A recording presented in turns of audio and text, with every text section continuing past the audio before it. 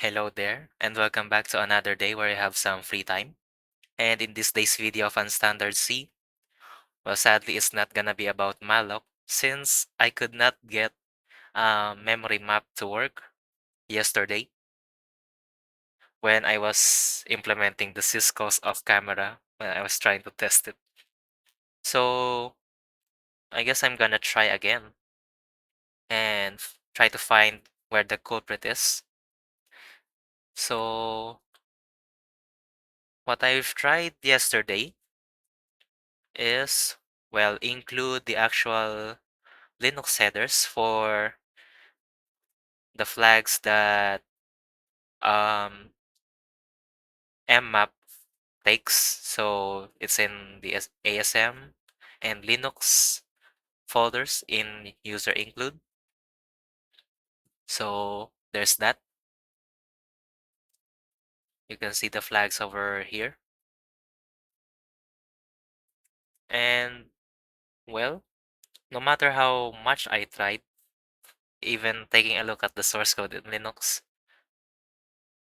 I did not see the problem there. So I guess the last one is our syscall implementation. More specifically, um, these last three, where we move our own variables into registers. And now that I'm taking a look at this again, I am not specifying to the compiler that I am clobbering these variables. So, well, not variables, but registers. So I gotta add that. And maybe these is the reason that it fails. Maybe it's adding garbage data to that later on when we're trying to do the syscalls with 4 arguments and above. Specifically, mmap that takes 6 arguments after the syscall number. So now that we've made those changes, let's try adding that, well, testing that again.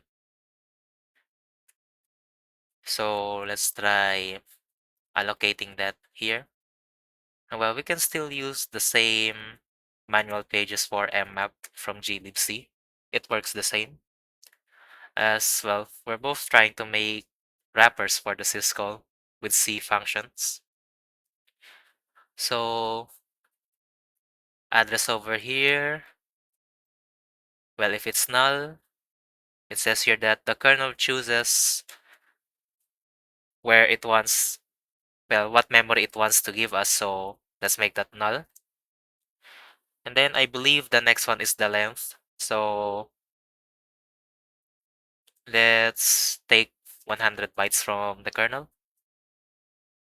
And then I believe the next one is the protection flags. So I want this to be readable and writable. Now the flags, I believe it should be anonymous. So it's not backed by any file. So we're not trying to read and write to a file over here. But it is very useful if we're trying to have multiple processes read and write to the same file almost at the same time. And that, I believe, doesn't use as much memory as, well, having to allocate every file opens for the same file. Then I believe the next one is called map private. So this memory will not be given to the child process whenever we call fork to that, which we still have not implemented. Then the next one I believe is the file descriptor for the file. If the map anonymous is not given as a flag, then the offset. And I believe that's used for files as well. And then let's see if A over here, let's see, what is the fail status of this? So if it errors out, there's a macro called map failed. So if it's not equal to map failed, oh, we do not have that. Then what is the value of map failed over here?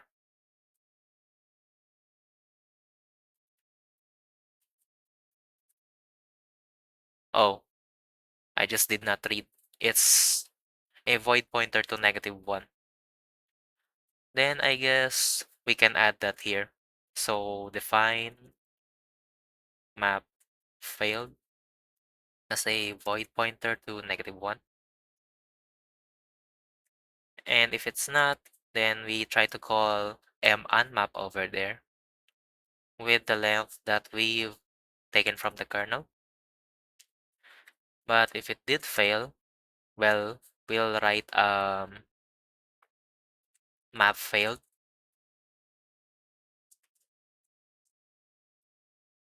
and see how long this is. Still, we do not have the string functions here.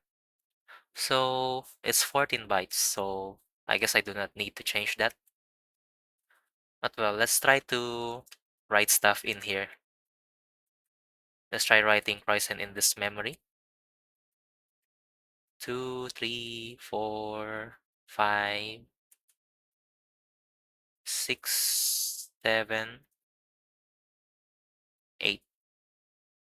So O, I, S, E, N, and a new line character, then a null byte.